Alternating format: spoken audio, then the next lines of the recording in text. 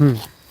तो स्वामी जी अपने gradual growth की बात की अभी, तो मैं समझ पा रही हूँ कि ग्रेजुअली अपनी अंडरस्टैंडिंग बढ़ा के हम रास्ता तय कर रहे हैं, जैसे 1600 किलोमीटर हुआ, 1500, 1400, ऐसे ग्रेजुअल ग्रोथ वाइज। तो आ, वो भी कर रहे हैं, समझ तो बढ़ रही है, समझ रहा है, लेकिन फिर साधना का क्या रोल है? मतलब कि अगर मेरी समझ बढ़ रही है तो रास्ता तो कट रहा है, ग्रेजुअल ग्रोथ हो रही है, भले स्लो डिस्टेंस कवर होता हो, बट हो रही है। तो फिर साधना का रोल क्या है इसमें? साधना का रोल यही है कि बैलगाड़ी से यात्रा हो रही है, यदि आप सेटिस्फाइड हैं तो कोई दिक्कत नहीं है, बैलगाड़ी से आप जो है मुंबई बराबर जा सकती हैं। हम्म, तो साधना का अर्थ यह है कि कोई आपको जो है साइकिल दे देता है, कोई आपको बाइक दे देता है, कोई आपको कार दे देता है, कोई आपको प्लेन या जेट विमान दे देता है। यह साधना का अर्थ है। तो यदि बैलगाड़ी से ही जाना है तो कोई दिक्कत है नहीं, पैदल जाना है तो भी कोई दिक्कत नहीं है। ग्रेजुअल ग्रोथ तो होनी है, तो वह भी ग्रेजुअल ग्रोथ ही होगी ना। जेट विमान से भी जा रहे हैं तो ग्रेजुअल ग्रोथ ही होगी ना। ओके। तो साधना जो है वह उस टाइम फैक्टर की जो माया है उसको डिज़ॉल्व करने में सहयोगी होती है। टाइम फैक्टर को जल्दी से जल्दी डिज़ॉल्व कर लिया जाता है। और जल्दी और देर एक्चुअली तो कोई चीज़ होती ही नहीं है, जल्दी और देर जैसा क्योंकि समय तो है ही नहीं। तो अब ये जो खेल का एक ढंग है, साधना खेल का एक ढंग है कि ऐसे खेलो या वैसे खेलो या वैसे खेलो। अब जैसे लगता है कि अरे बहुत हो गया, पैदल चलते चलते बहुत हो गया, थक गए, चलो प्लेन में बैठ जाते हैं, बाकी यात्रा प्लेन में कर लेते हैं, क्योंकि पैदल चलते चलते तो यहाँ तक आई हो ना। राइट। है ना। लाखों का करोड़ों साल हो गए, करोड़ों साल से जो है अरबों साल हो गए, अरबों साल से यात्रा चल रही है, पत्थर से चल चल के यहाँ पहुँचे हो, अरबों साल की यात्रा हो चुकी है। अब मनुष्य के पास यह फ्री विल है, यह फ्रीडम है वह चाहे तो पैदल पैदल चलता रहे। पत्थर के पास फ्री विल नहीं है, पत्थर को तो पैदल पैदल ही चलना है। मनुष्य के पास यह फ्री विल है कि पैदल न चल के अपनी इंटेलिजेंस और विजडम का प्रयोग कर ले, किसी वाहन का प्रयोग कर ले, जेट विमान का प्रयोग कर ले। और ये सारे सपोर्ट सिस्टम जो है, यही सपोर्ट सिस्टम है। अरे बहुत हो गया, चलो अब निपटाओ, खेल ख़त्म करो, आओ बैठ जाओ। कोई बोलता है कि आजा मेरी साइकिल पे बैठ जा, कोई बोलता है कि आजा बाइक पे बैठ जा, कोई बोलता है आजा मेरी गाड़ी में बैठ जा, कोई बोलता है आजा मेरे प्लेन में बैठ जा। है ना। और खेल ख़त्म करो। बहुत खेल लिए, थक गए, शाम हो गई, माँ आवाज़ दे रही है, बेटा शाम हो गई, आ जाओ, घर आ जाओ। बस इतनी बात है, और कुछ तो है नहीं। तो साधना से आसानी से थोड़ा सफ़र आसान होगा और जल्दी पहुंचेंगे, ऐसे कह सकते हाँ, हैं। बस यही है। बस मैट्रिक्स डिज़ॉल्व होना है। साधना का अर्थ, सही साधना तो है जो आपके मैट्रिक्स को डिज़ॉल्व करती है। जितने मैट्रिक्स डिज़ॉल्व होते हैं वही आपकी ग्रोथ है। मतलब आपको जो है हजार मैट्रिक्स को आप ढो रहे हो, साधना करते करते अब 900 बचे, 800 बचे, 700 बचे, 500 बचे, 0 हो गए। जिस दिन कोई मैट्रिक्स नहीं है तो यात्रा पूरी हो गई। मैट्रिक्स विहीन आप जो हैं वह शुद्ध हैं।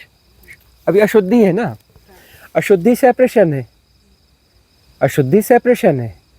और शुद्धि का अर्थ है जहाँ कोई सेपरेशन बचा ही नहीं, उसी कोई परमात्मा या परम तत्व या जो कुछ कह लें। गुरुजी, माइंड तो हमारा माया से बना हुआ है, सेंसेस से बना हुआ है। कहीं ना कहीं आप कितना उसको संभालते, लेकिन कहीं ना कहीं फिर उलझता है हम मोह, फिर आपको कहीं ना कहीं आपको डिस्ट्रैक्ट करता है। तो फिर से मैट्रिक्स बन जाते हैं, फिर उसको डिसॉल्व करते हैं। फिर से मैट्रिक्स बन जाते हैं, कहते हैं कि मैट्रिक्स डिसॉल्व ही नहीं हुआ है, ठीक से डिसॉल्व नहीं, आधा अधूरा डिसॉल्व हुआ। आधा अधूरा डिज़ॉल्व हुआ और फिर से वह खड़ा हो जाता है, फिर से अपने आप को रिकवर कर लेता है। वह रिकवर क्यों करता है? क्योंकि हम उसे बचाना चाहते हैं।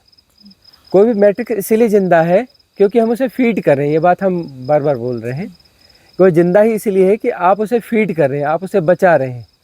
यदि आप उसे नहीं बचाएंगे तो वह सर्वाइव नहीं कर सकता, सर्वाइव नहीं कर सकता। और 48 मिनट तक यदि आप फीडिंग बंद कर दें तो कोई भी मैट्रिक्स जो है सर्वाइव नहीं कर सकता। उसके बाद वो खेल ख़त्म हो जाता है। उसको हम फीड कर रहे हैं, फीड कर रहे हैं, इसलिए मैट्रिक्स सर्वाइव कर रहा है। और मैट्रिक्स सदा इस बात का है अपने सेपरेशन को बचाए रखने के लिए। हम अपने सेपरेशन को बचाना चाहते हैं किसी भी प्रकार से। उसको जस्टिफाई करेंगे, कुछ करेंगे, हम उसे बचाना चाहते हैं। अब हम क्या करें जी, संसार में ऐसा है तो कैसा करें, करना पड़ता है। अरे क्या करें, परिवार है, नाता है, रिश्ता है, ये सब निभाना ही पड़ता है। अच्छा हो बुरा हो, ये ऐसा करना ही पड़ता है, ये वैसा करना ही पड़ता है। ये सब क्या है? ये सब जो है जस्टिफिकेशन है। ये सारा कुछ क्या है? जस्टिफिकेशन है अपने मैट्रिक्स को बचाए रखने के लिए। अब लोगों को ये लगता है कि ये मैट्रिक्स डिसॉल्व हो जाएंगे तो हम अपने परिवार को छोड़ देंगे या ये कर लेंगे या वो कर लेंगे। ऐसा कुछ नहीं है। उसके बाद प्रति संवेदन से जो उचित होगा, जो प्रज्ञा सम्मत होगा, विवेक सम्मत होगा, राइट इंटेलिजेंस के माध्यम, राइट इंटेलिजेंस जो है उसके द्वारा जो होना है वही होगा। इसका अर्थ यह नहीं है कि सब छूट जाएगा, सबको छोड़ देंगे, भाग जाएंगे, ये करेंगे। यह भी तो मैट्रिक्स है ना कि भाई वो ज्ञान उपलब्ध हो जाएगा तो मेरे परिवार को कौन संभालेगा। अरे मैं आत्मज्ञानी हो गया तो मेरे बच्चों का क्या होगा? मतलब जैसे आत्मज्ञान आपके बच्चों का दुश्मन है। अरे आत्मज्ञानी तो अनजान को भी संभालता है, अनजान को भी संभालता है, तो बच्चों को क्यों ना संभालेगा? अभी तक संभालता आया है तो आगे क्यों नहीं संभालने का ढंग बदल जाएगा। और हो सकता है वो ज़्यादा बेहतर ढंग हो। आप बच्चे को पाल रहे हैं लेकिन बहुत ज़्यादा आप बच्चों को ज्ञान पिला रहे हैं, बहुत सारी शर्तें रख रहे हैं, बहुत सारी दिक्कतें पैदा कर रहे हैं। उसके बाद हो सकता है बच्चों को आप ज़्यादा फ्रीडम दें और बच्चों के साथ आपका प्रेम ज़्यादा विकसित हो जाएगा। जितनी फ्रीडम देंगे वो आपको उतना प्रेम करेंगे। राइट फ्रीडम की बात हो रही है ना। जहाँ विवेक यानी वो बैलेंस करके चलता है, कहाँ क्या करना है, वो बैलेंस, प्रति संवेदन होता है। तो हमें ऐसा लगता है कि आत्मज्ञानी होने के बाद हम जो है ना बिल्कुल बेकार हो जाएंगे, हम किसी काम के नहीं बचेंगे। हो सकता है हमारा वो दिमाग से सारी स्मृतियाँ गायब हो जाए, हम लोगों को पहचानना बंद कर दे। अरे वह तो कोमा होगा क्या?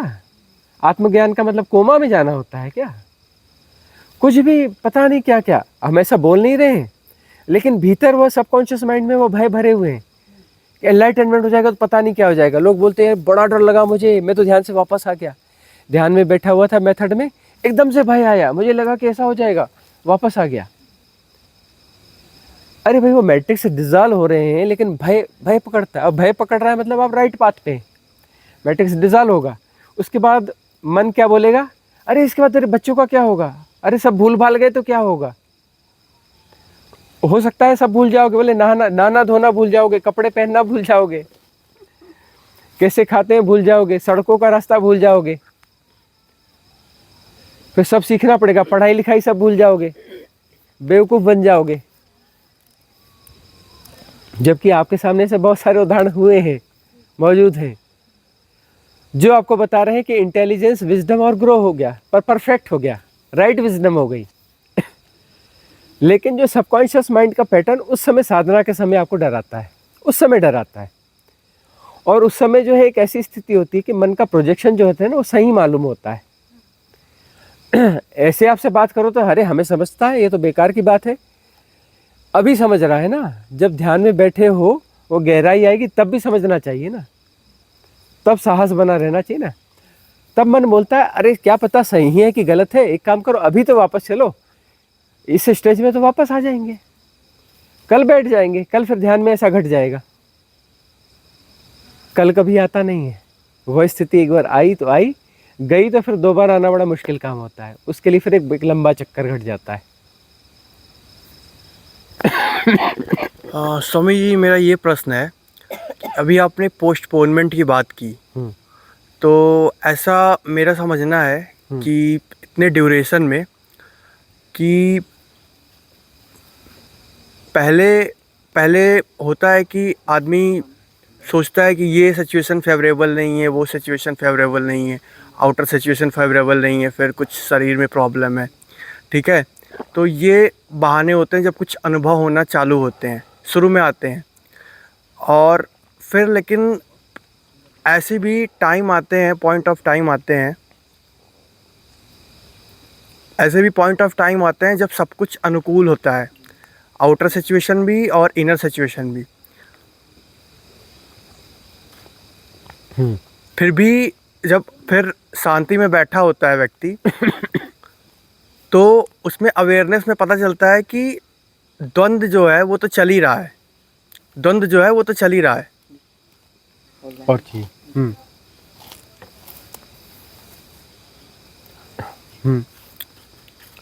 तो एक तो ये है। और कभी कभी बहुत बहुत गहराई होती है। जैसे एक एग्जाम्पल के तौर पे बोलें तो आँख बंद करके वो जो अंतरा आकाश है उसमें काफ़ी गहराई आ जाती है। उसमें ऐसा ही महसूस होता है कि वो बहुत बड़ा होने लगा, बहुत बड़ा होने लगा। और ऐसा एहसास होता है कि जैसे कोई डूब रहा हो और एक एक एक आइडेंटिफिकेशन होती है कि वो जो डूब रहा है वह मैं हूँ। तो वो भय पैदा करता है। और वो भय पैदा करता है तो फिर वो अचानक से बहुत प्रगाढ़ आती है कि बाहर आओ।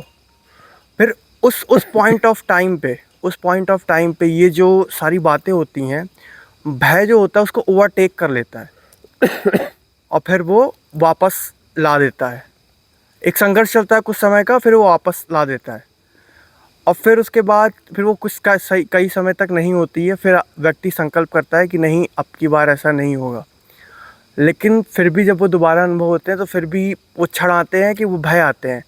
और ज़रूरी नहीं है कि एक ही प्रकार का अनुभव हो रहा हो तो उसमें भय आ रहा हो। अलग अलग तरह के अनुभव होते हैं जो कि किसी न किसी तरीके से आपको अननोन के गेट दिखाते हैं। जब वो अननोन के गेट दिखाते हैं तो वो फिर से कि what is going to happen now. So वो मूवमेंट में तो आ जाता है व्यक्ति, लेकिन अगेन वो फियर जो होता है ओवरटेक कर लेता है। तो वो जो पोस्टपोनमेंट की आपने बात कही, तो ये मुझे समझ में आता है कि ये सिचुएशन फेवरेबल नहीं है, वो सिचुएशन फेवरेबल है। दीज आर वेरी मतलब superficial thing, but at the core when one comes to the core तो वो पाता है कि सिर्फ एक ही चीज़ चल रही है कि कोई है जो पोस्टपोन ही किए जा रहा है और वो इसको एक्सेप्ट कर रहा है कि मैं इसको पोस्टपोन करना चाहता हूँ। क्योंकि वो कभी कभी वो इतना विराट महसूस होता है कि उसको समझ में आता है कि ये विराटता मैं झेल नहीं सकता, ये जो भी है। मैं बहुत सारांश में बता रहा हूँ। तो ऐसा होता है। तो ये मेरा प्रश्न ये है कि इस पोस्टपोनमेंट को जी रहा हूँ मैं काफ़ी समय से। तो मेरा जो है कि मुझे यही समझना है, यही साधना करनी है कि ये पोस्टपोनमेंट ही डिज़ोल्व कैसे हो। मेरा किसी सिचुएशन से कुछ खास लेना देना है नहीं, मेरा खुद ही से लेना देना है। और वो ये है कि वो जो विराटता घटित होती है कभी कभी, तो वो इतनी प्रगाढ़ होती है कि वो पोस्टपोनमेंट वाली बात आ जाती है किसी न किसी रूप में। तो इसमें सबसे बड़ी बात ये आई, मुझे लगता है कि मैं इस विराटता को झेल नहीं पाऊंगा। मुझे लगता है कि मैं इस विराटता को झेल नहीं पाऊंगा। मतलब वो सेपरेशन कह रहा है विराटता तो चाहिए, लेकिन ऐसी विराटता चाहिए जो मेरे सेपरेशन के भीतर रह सके। ऐसी विराटता चाहिए जो मेरे सेपरेशन के भीतर रह सके, है ना। मुझे समुद्र तो चाहिए, लेकिन मेरे कटोरे के भीतर आ जाना चाहिए पूरा समुद्र। मेरी कटोरी है, जेब से निकालूंगा, उस कटोरी के भीतर पूरा समुद्र आ जाना चाहिए। उस शर्त पे मैं तैयार हूँ।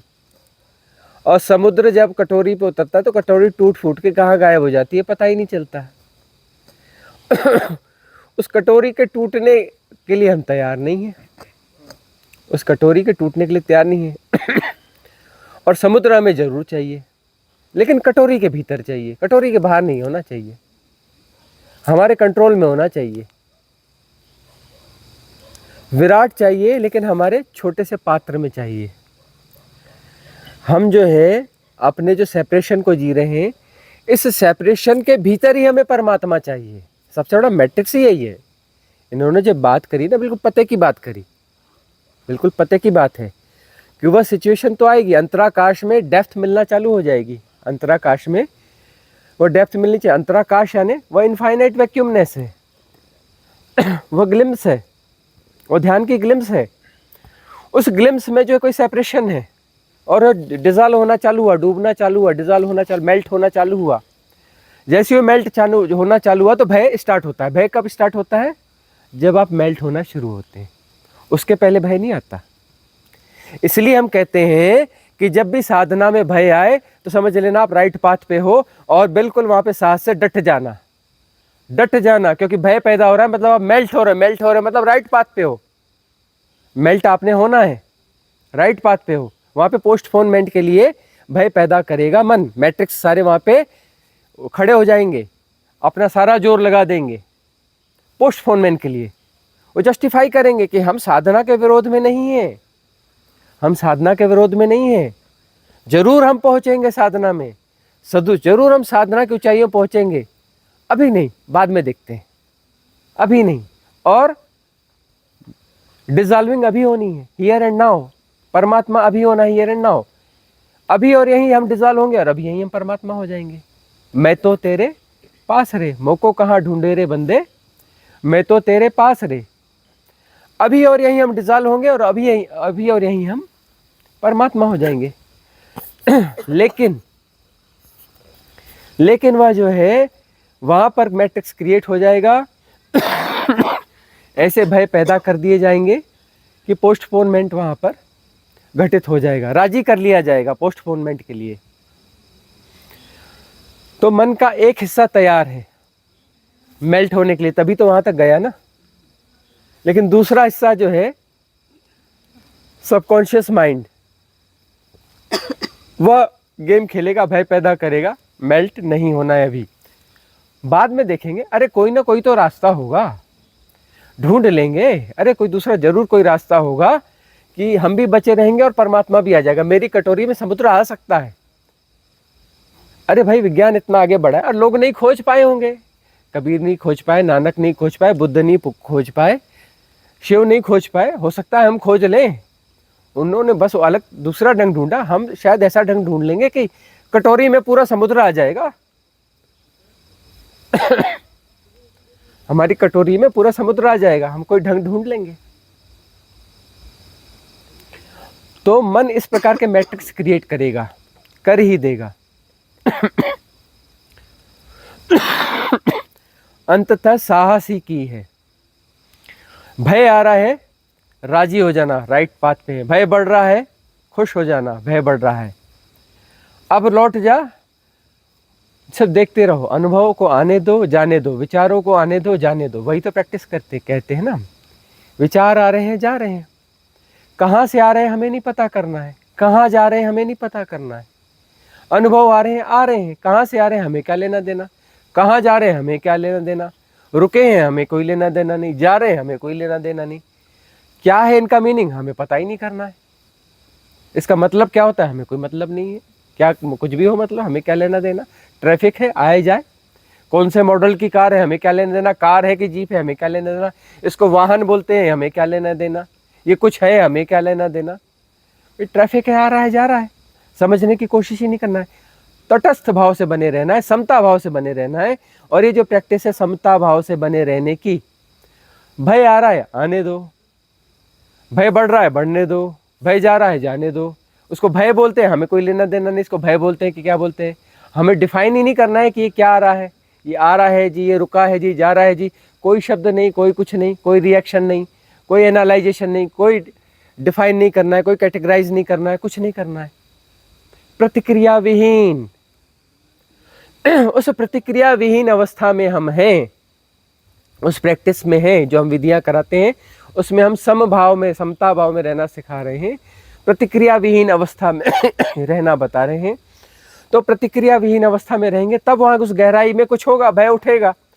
भाई हम तो प्रतिक्रिया ही नहीं देते ना, भय हो कि वो घृणा है कि गुस्सा है, हमें क्या लेना देना। हम तो डिफाइन ही नहीं करते कि सुख बोलते क्या है, इसका मतलब क्या होता है, हमें मतलब कभी किसी का पता ही नहीं करना है।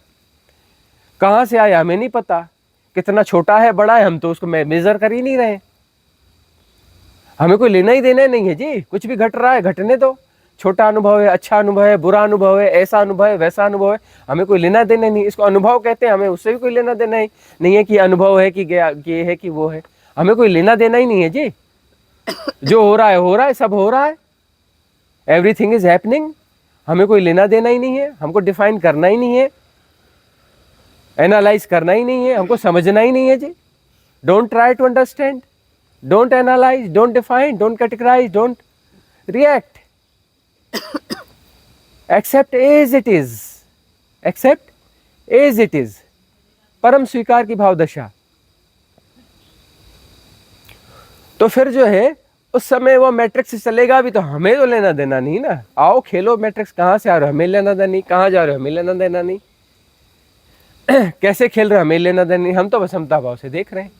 हमें तो वापस होने का सवाल ही नहीं है, हम समझने की कोशिश ही नहीं कर रहे हैं जी। भय हो रहा है तो होता रहे, हमें क्या लेना देना। और भाई हम तो उसको समझ ही नहीं रहे कि इसको भय बोलते हैं कि क्या बोलते हैं, कि क्या हो रहा है क्यों, और हम तो समता भाव में, हमें क्या लेना देना। इस अवस्था में जब आ जाएंगे, होता रहे कुछ भी, मेल्ट हो जाना हो जाएगा। उस मेल्ट होते होते होते फिर वह जो समता भाव में जो है वह भी मेल्ट हो जाएगा, और बने रहोगे तो सब कुछ मेल्ट हो जाएगा। मेल्ट हो जाएगा तो वहाँ फिर से परमात्मा ही है, सारी अशुद्धियाँ मेल्ट हो गई।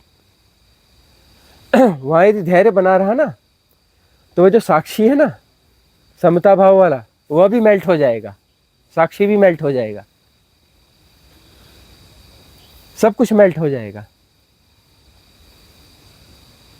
परमात्मा बचा, खेल ही खत्म है। अंदर से सबकॉन्शियस माइंड रेजिस्ट करता है। क्या मतलब ऐसे इसका, साक्षी भी मेल्ट हो जाएगा, यह भी मेल्ट हो जाएगा, कुछ नहीं बचेगा, भाड़ में जाए, हमें क्या लेना देना ऐसे उसका। अंदर से कहीं ना कहीं रेजिस्ट करता है। ऐसी अवस्था का क्या करना है जी, जहाँ हम बचेंगे ही नहीं। कुछ लोग क्वेश्चन करते हैं, आप कन्वर्सेशन सुनते होंगे, भाई हम कहीं ना कहीं तो बचेंगे ना, कहीं ना कहीं तो हम बचेंगे ना। जो बचेगा वो क्या है, वो बीमारी है, मैट्रिक्स है, और क्या बचेगा। सब डिजॉल्व हो जाएगा, कुछ नहीं बचेगा। साक्षी भी चला जाए, वो क्या बोलते हैं एक आत्मा नाम की चीज, कोई वो आत्मा नाम की बीमारी होती होगी ना, वो बीमारी भी डिजॉल्व हो जाए तो बड़ी अच्छी बात है। वो भी उसमें सेपरेशन की बू आती है बड़ी, आत्मा में भी ना, एक शब्द बहुत सुनने में आता है, आत्मा, बड़ी बू आती है उसमें भी सेपरेशन की, वह भी डिजॉल्व हो जाए, सब मेल्ट हो जाए, प्रॉब्लम मेल्ट है। प्रॉब्लम वो मेल्ट हो रहा है, प्रॉब्लम है। जो भी मेल्ट हो रहा है ना वो प्रॉब्लम है, जो डिजॉल्व हो रहा है प्रॉब्लम है। तो समस्या ही डिजॉल्व हो रही है। तरह तरह की समस्याएं हैं जी, ज्ञान बुद्धि तरह तरह की समस्याएं हैं। वो साक्षी नाम की एक समस्या है, आत्मा नाम की समस्या है, सब डिजॉल्व हो जाएंगी।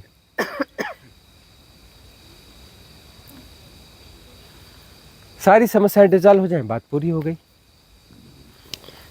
स्वामी जी, इनके ही प्रश्न से एक इंक्वायरी जैसे हो रहा है। जब भी पोस्टपोनमेंट की बात हो रही है यहाँ पे, तो पोस्टपोनमेंट में माइंड फियर प्रोजेक्शंस कर रहा है। ये अवस्था में मैं नहीं आई हूँ, बट यहाँ पे सुन के ये फील हो रहा है कि माइंड ये पोस्टपोनमेंट करवा रहा है, फियर प्रोजेक्शंस करवा के, तो वो सक्सेसफुल नहीं हो रहा है। अभी यहाँ पे जब भी मेरा ही माइंड है फॉर एग्जांपल, तो वो मेरे फियर के प्रोजेक्शंस करके पोस्टपोन करवा रहा है, तो मेरा माइंड मेरे लिए ये काम क्यों नहीं कर रहा है, कि ये क्यों नहीं बता रहा है कि ये अर्जेंट सिचुएशन भी है, लाइक कि एक अर्थक्वेक आया और सब ख़त्म, तो अगर ये आ गया है मौका, तो ये बेहतरीन मौका है, और ये एक अर्जेंट सिचुएशन, अर्जेंसी है इसकी कि अभी आया है, हमें पता नहीं एक्सपायरी डेट कब है, तो ये फेयर क्यों नहीं है? माइंड तो ये अनफेयर है ना। पोस्टपोनमेंट ऐसे नहीं बता रहा है कि ये भी देखो और डिसाइड करो, ये जो सिर्फ खाली फियर दिखा रहा है और फैक्ट नहीं दिखा रहा है। देखिए, कुछ ना कुछ फैक्ट दिखा रहा है, तभी तो आप यहाँ पर हो। आप यहाँ पर हो तो मन दुश्मन है ऐसा ही नहीं है, है ना। कुछ आपको फैक्ट्स भी दिखा रहा है, कुछ चीजें दिखा रहा है, इसलिए तो आप यहाँ पर हो और ये बातें सुन पा रहे हो। ऐसी बातें कोई सामान्य आदमी सुन सकता है कि आपकी आत्मा भी मेल्ट हो जाएगी, आपका साक्षी भी मेल्ट हो जाएगा? सुनना भी बड़ा मुश्किल काम है ना। अच्छा, रेजिस्ट करेंगे, अरे क्या फालतू की बात है, ऐसी साधना से भगवान बचाए, ये कहाँ फंस गए जी हम, हैं? तो मन जो है, अब तरह तरह के एग्जाम्पल इसलिए दिए जाते हैं, बोले किस चक्कर में पड़े हो। एक अर्थक्वेक आएगा जैसे आपने कहा, या एक जो है कोई भी प्राकृतिक आपदा आएगी, एक कोरोना आ गया, कोरोना का कोई बाप आ जाएगा और देखते देखते सब साफ हो जाओगे। किसको बचाने चले हो? सारी पीढ़ियां एक साथ, हाँ, सारे 4 लोग की मेमोरी में मैं हूँ, वो मेरे साथ मेमोरी में खत्म, सारे के सारे इधर एक के साथ इधर साफ हो सब जाएंगे। खत्म। कभी भी कुछ ऐसा हो सकता है और ऐसा पहले कई बार हो चुका है। एग्जैक्टली। इस धरती पर कई बार जीवन रहा है, कई बार जीवन समाप्त हो गया। फिर क्या डर? किस बात का डर है? और जो है ऐसा नहीं भी हुआ तो भी ये शरीर कब तक टिकेगा? एग्जैक्टली। कब तक टिकेगा? ये तो चला ही जाएगा। अभी जिस माया मोह और बच्चों की बात कर रहे हो, पिछले जन्म के बच्चों की तो कोई टेंशन ही नहीं है आपको। पिछले जन्म के ही बच्चे थे, उनके साथ कोई समस्या है तो आपको फिक्र ही नहीं है। वही हम कहते हैं ना कि पिछले जन्म का बच्चा आपका हॉस्पिटल में एडमिट है और यहाँ बैठकर आप मजे कर रहे हो। वो मरने वाला है अभी और आप यहाँ मजे कर रहे हो, आपका बच्चा मर रहा है। आप बोलोगे नहीं जी वो पिछले जन्म का, इस जन्म का नहीं है। तो ये जन्म भी तो निकल जाएगा। इस जन्म के जो भी बच्चे हैं, इनके साथ बड़ा फसवल है, ये जन्म भी तो निकल जाएगा। बाद में इनका भी तो ख्याल आने वाला है नहीं। तो ये सारा कुछ देखना समझना जो है, ये सारे एग्जाम्पल्स इसीलिए किए जाते हैं कि वह साहस पैदा हो, वह क्लियरिटी आए कि जिसको बचाने जा रहे हैं वो बचाने जैसा है ही नहीं। राइट। वो बचाने जैसी कोई चीज ही नहीं है जिसको हम बचाने के लिए लगे हुए हैं।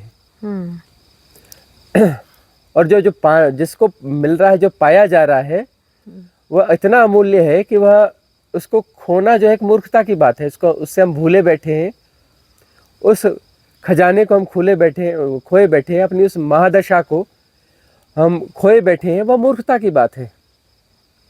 हम परमात्मा हैं लेकिन हम एक क्षुद्रता को जी रहे हैं। हम हैं परमात्मा और एक क्षुद्रता को जी रहे हैं।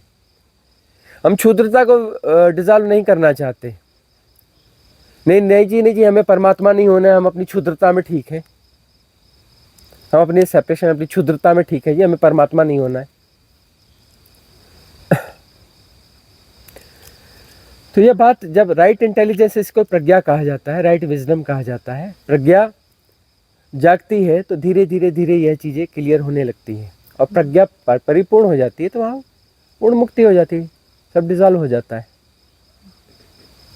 और थैंक यू। एक सिंपल क्वेश्चन है, जैसे अभी समय का अभाव हो या कोई रीजन हो, जैसे हम सुनते हैं, जैसे वीडियोज आपकी सुन ली हमने, सुनने से भी साधना का भाव पैदा होता है या उतना ही वो इफेक्ट करेगी जो हम एक्चुअल में करेंगे उसको, विधियां जो है? प्रश्न स्पष्ट नहीं हुआ, फिर से एक बार करें। सर जैसे आजकल मान लो समय का अभाव हो किसी टाइम, तो अगर हम ये विधि जो सुनने में जो वीडियोस हैं आपकी, मान लो हम सुन लेते हैं उसको और सुनने से साधना का भाव पैदा होता है, क्या वो सहायक रहेगा हमें वननेस होने में या फिर प्रैक्टिस, मतलब प्रैक्टिस से ही ज़्यादा सुनने से ही काम बन जाएगा क्या, ऐसा आपका कहना? हाँ, बस जस्ट एक सिंपल क्वेश्चन है सर। समय का भाव, वह इंटेलिजेंस जो है बहुत कम लोगों के पास होती है जिनका सुनने से ही बात बन जाए। वह इंटेलिजेंस बहुत कम लोगों के पास में होती है।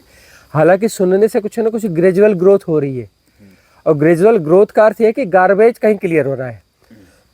हम जो है चोट कर रहे हैं, आपके मैट्रिक्स तोड़ रहे हैं, लेकिन मैट्रिक्स, सारे मैट्रिक्स नहीं टूट रहे हैं ना, कुछ मैट्रिक्स टूट रहे हैं। हर कन्वर्सेशन के साथ में कुछ मैट्रिक्स टूट रहे हैं आपके। मैट्रिक्स तो आपके पास अनंत है, बिल्कुल लाखों करोड़ों मैट्रिक्स है। उसमें जो है बहुत सारे मैट्रिक्स आपके टूटते जा रहे हैं, टूटते जा रहे हैं, टूटते जा रहे हैं। लेकिन जो सारे मैट्रिक्स आपके नहीं टूट पा रहे हैं ना, क्योंकि वह राइट विजडम आपके पास हो ही ऐसा जरूरी नहीं है। वैसे राइट विजडम जो है पूरे इतिहास में 2-4 लोगों के पास ही पाई गई है। जैसे कि अपना जनक रहे हुए हैं, है ना, अष्टावक्र जनक संवाद में जो जनक हुए हैं। ऐसे जो है एक बंगाल में हुए भट्टोजी दीक्षित वह हुए हैं। जैसे कि एक जो है कृष्णमूर्ति हुए हैं। ऐसे लोग बहुत कम हुए हैं कि जो थोड़ा बहुत सुना या कुछ हुआ और उतने में ही उनके साथ चीज़ें घट गई। ऐसा जो है बहुत कम हो पाता है। तो इसलिए साधना की विधियों की भी ज़रूरत पड़ती है, क्योंकि बेहोशी बहुत ज़्यादा है। चोट जो है, चोट इतनी गहरी चोट भी पड़ नहीं पाती। चोट जो है निर्ममता से कर रहे हैं ना, बहुत गहरी चोटें कर रहे हैं, लेकिन वह चोट भी उस जितनी बड़ी चोट हम बेचते हैं उतनी पहुंच नहीं पाती। बीच में कहीं ना कोई ऐसा चीज़ आ जाती है जो इसे ब्रेक कर देती है, चोट हल्की सी पड़ती है जितनी बड़ी। दूसरों के लिए, हमारे लिए नहीं है। हाँ, ये एक बहुत वो है कि यह बात जो है दूसरों के लिए है, हम तो समझते ही हैं, हमारे लिए नहीं है। तो खुद पर चोट नहीं लेते हम, इस प्रकार से उस चोट को हम हल्का कर लेते हैं। हालांकि तब भी चोट कुछ ना कुछ पड़ेगी, लेकिन उस चोट को हम हल्का कर लेते हैं। वो चोट हम अपने पर पूरी आने दें तो अभी और यहीं क्रांति घट जाए, अभी और यहीं क्रांति घट जाए। गुरुजी, कभी कभी मैं ऐसा करता हूँ कि आपका जो वीडियो होता है कान में लगा देता हूँ ईयरफोन के माध्यम से, और 10-15 मिनट सुनता हूँ, उसके बाद बंद कर देता हूँ।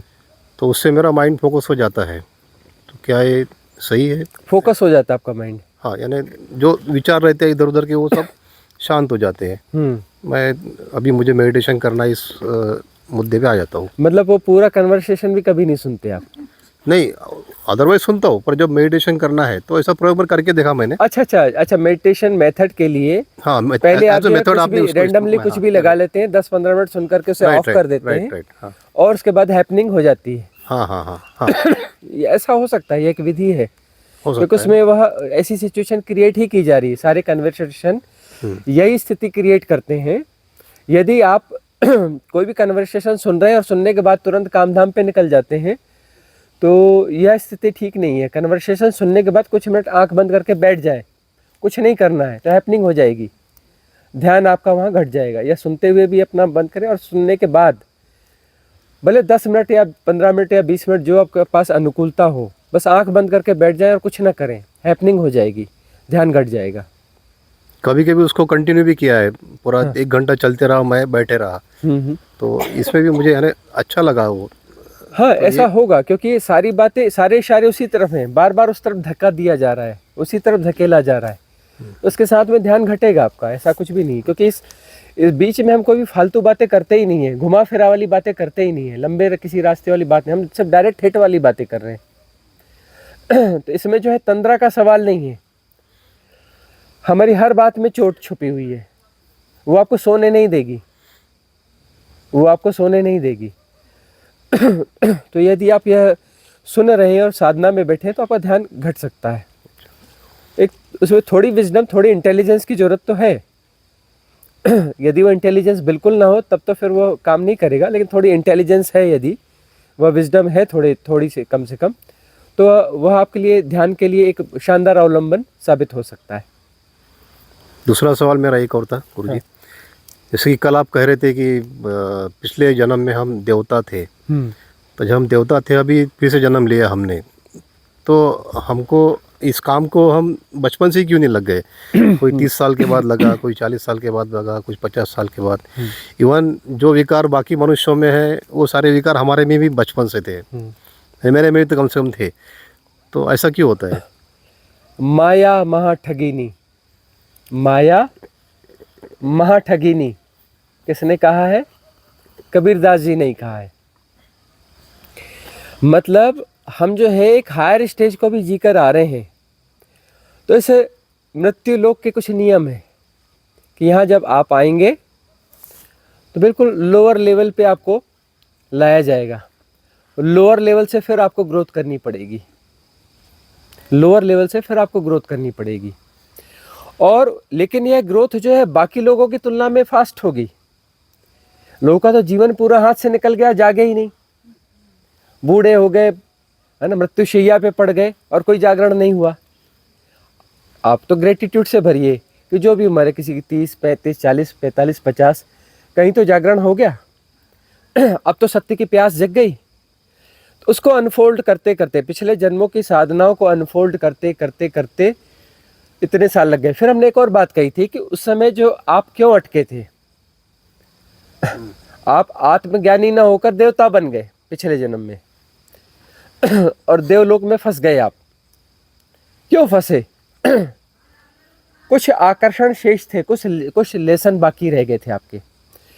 वो जो आपके लेसन बाकी रह गए थे, उन लेसन्स के लिए आपको यह प्रतीक्षा करनी पड़ी। वह लेसन आप सीखने के लिए तैयार ही नहीं है।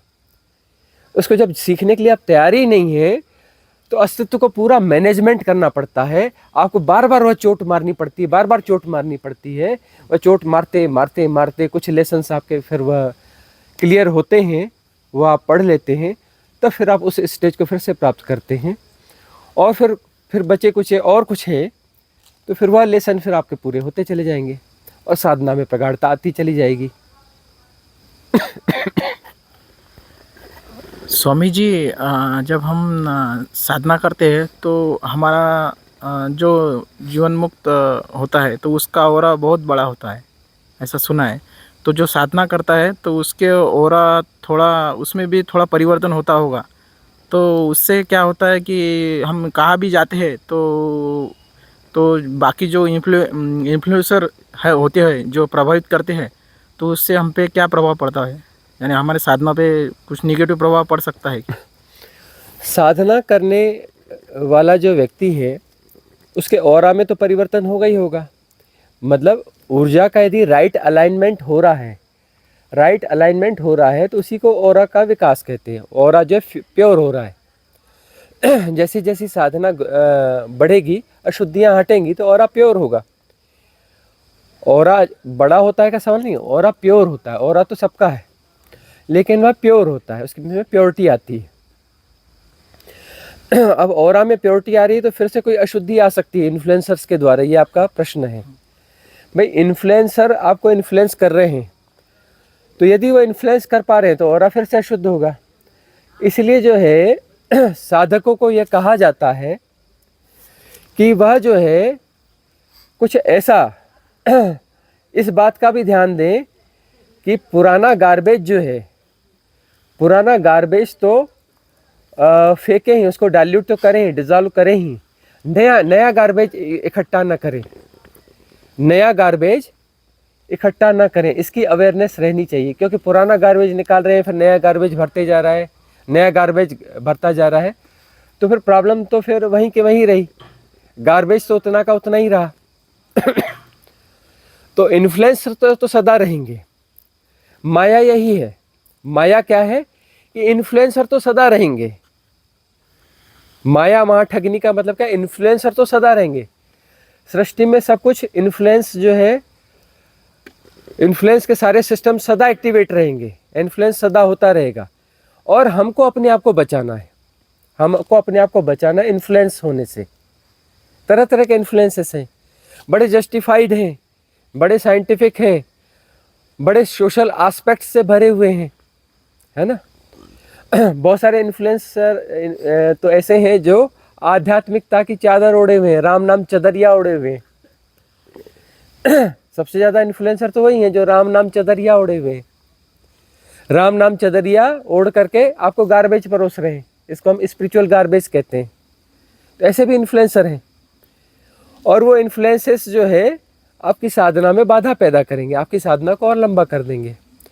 जबकि मनुष्य की संभावना है प्रज्ञावान होना, विजडम युक्त होना, है ना। विजडम से ही